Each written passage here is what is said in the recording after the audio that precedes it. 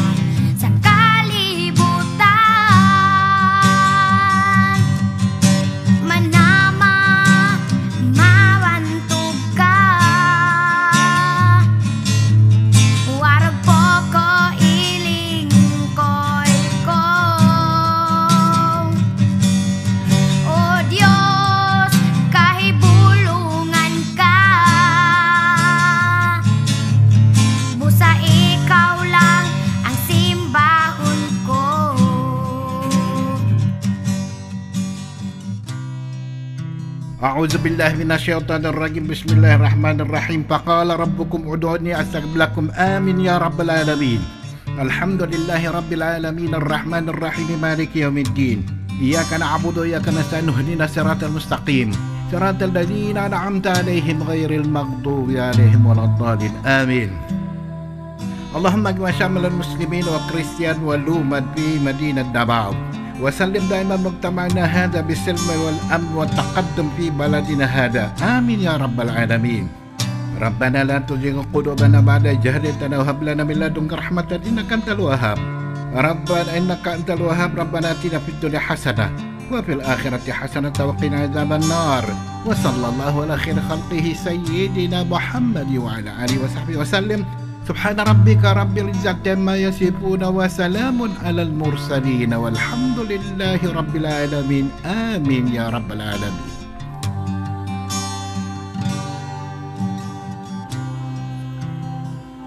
In the name of the Father, Son, and Holy Spirit. Amen. Our most gracious Heavenly Father, we come to you today to praise and worship you and give you thanks for all the things you continue to provide for ourselves and our families.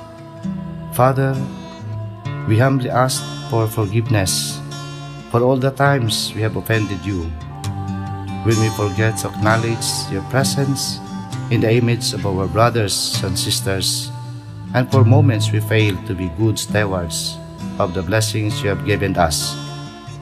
Continue to guide and protect each one of us, Lord, that we may always walk in the lights of your everlasting love and mercy. Grant us, Father, with your comfort in times of distress and with your strength in times of weakness. Bestow upon us your unending grace and healing, that we may in turn become instruments of gentleness and compassion to others. We ask all this in the name of your Son, our Lord Jesus Christ, with the prayer and the intercession of our Blessed Mother. Amen.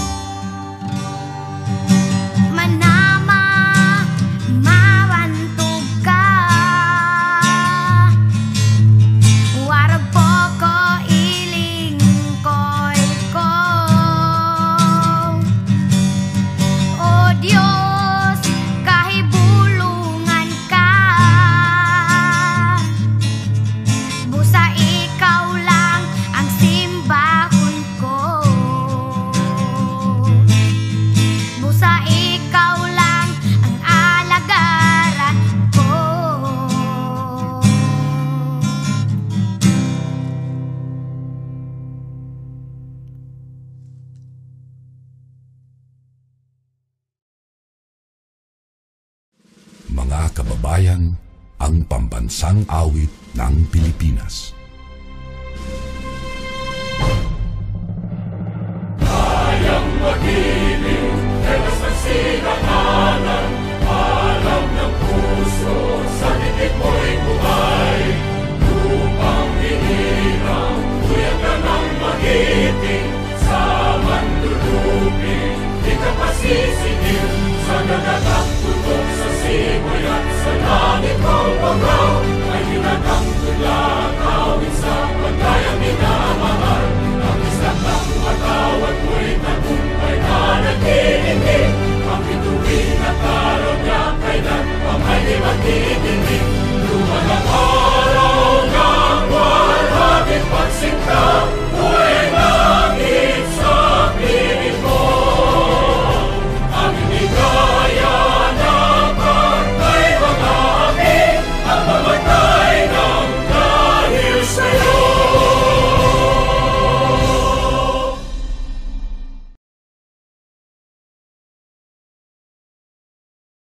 Each moment is a new beginning.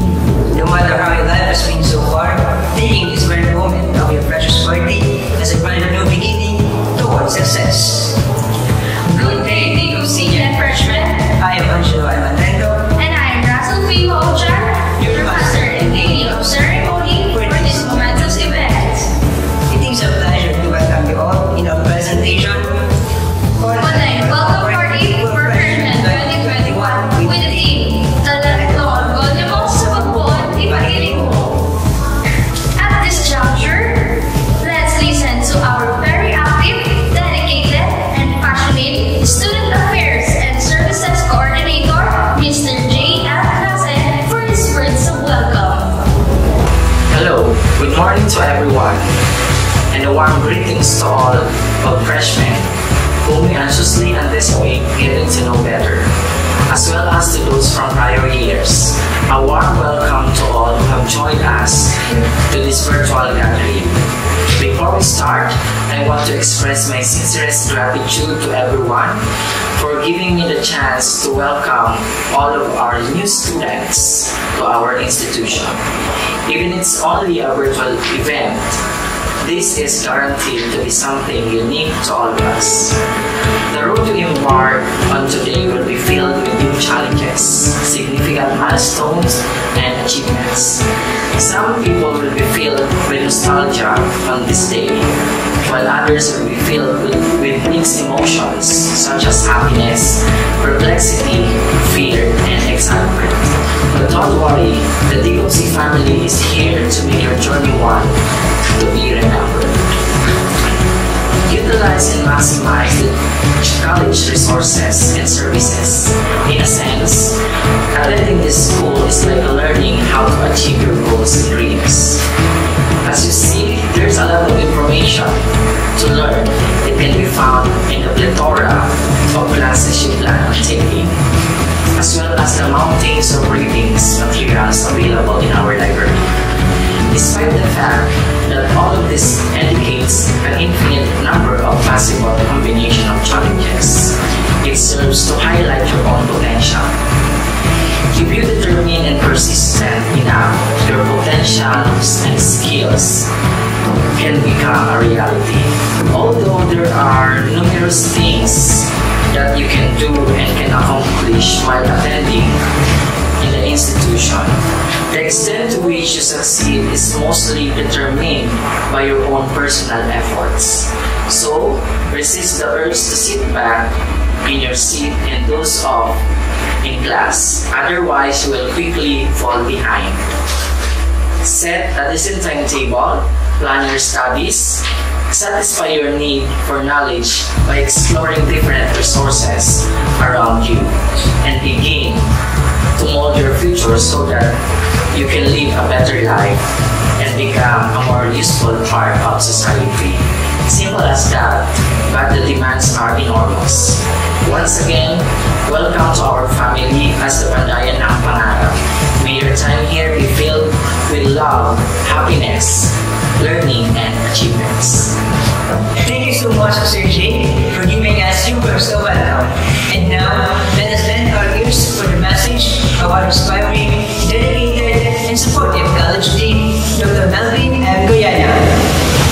Good morning, everyone, especially to our first year students, because you are the center of our activity for 4 days, beginning today, September 27 up to September 30.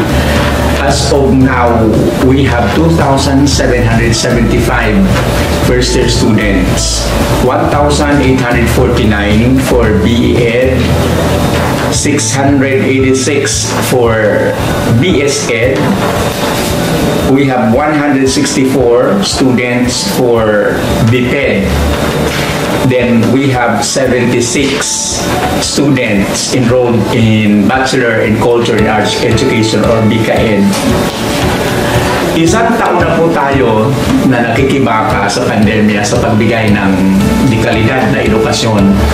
And at this point in time, my dear first year students, you are already part of the institution, and we hope and we believe that you will be helping us in our quest, in the quest of the institution in providing quality education by studying hard in all subjects that you have to this time. So, as your college dean, I would like to welcome you all to the Raga Community College for this academic year 2021-2022. Congratulations for being with us.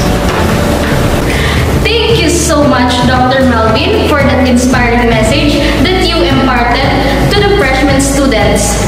For us to be more inspired, let us hear the message of our everyday NAMI and hardworking college administrator, Dr. Joey M. Zamora. To the officers of the administration headed by the Honorable Mayor Victor College Dean, Dr. Melvin M. Guyena, to the teaching and non-teaching force of the Raga Community College, students, parents, good afternoon. Even the greatest were beginners. Don't be afraid to take that first step. Welcome to the 2021-2022 academic year. Our campus is open and our faculty and staff are ready to welcome all students, especially the freshman students in transferees. The Daraga Community College is here to support you every step of the way in your academic journey and career development. Every moment counts. Nothing should stop you from achieving success in any way you choose to define it. This year, take advantage of every opportunity to develop yourself. This includes utilizing the many student resources and support services available to you, whether it is online or offline, synchronous or asynchronous. COVID-19 is top of mind for all of us at DCOMC. As the college administrator of this institution, I want to assure you that we are monitoring the COVID-19 situation closely and have updated our policies and procedures to prioritize the health and safety of the DCOMC as a premier battleground of knowledge and learning. Cultivating our rich diversity is a hallmark of DCOMC. We encourage one another to celebrate our differences and to foster a community free of intolerance and discrimination. Together, we work to promote a campus climate that is respectful, civil, supportive, and safe. These core values allow us to provide a living and learning environment where we can all pursue our dreams and reach our highest potential. I am confident that the year ahead will be full of rewarding experiences despite the spur and aggravating effects of this pandemic. Again, to our dear freshmen in transferees, welcome to the Raga Community College. May you all embrace this school year with full of positivity, hopes, and aspiration to stand out and unleash to the best in you. Thank you so much, Dr. Joey, for that heartwarming message to the new members of the Bandayan ng Pangarap. We are glad to present to all of you the video greetings from the offices of the Raga Community College as they welcome the new official members of the Bandayan ng Pangarap. From the office of the library, welcome to the Raga Community College, Bandayan ng Pangarap. From the Office of the Research and Extension Services, welcome freshmen to the Raga Community College, Bandayan ng Pangarap. From the Office of the Registrar, welcome freshmen, welcome to the Raga Community College, Bandayan ng Pangarap. From the Office of the College Student Council, welcome freshmen to the Raga Community College, Bandayan ng Pangarap. To the consignments from the Guidance and Counseling Center and from your guidance counselor, Mrs. Josefina Basilla and staff, Riyadh, welcome to the Raga Community College, ang Bandayan ng Pangarap. From the Office of the Student Affairs and Services, my warmest congratulations and welcome to all the freshmen. Make your dream come true here at the Raga Community College, Bandayan ng Pangarap. From the Office of the College Dean, welcome freshmen to the Raga Community College, Bandayan ng Pangarap. From From the Office of the College Administrator of the Daraga Community College, I welcome you all to this Pandayan ng Pangarap.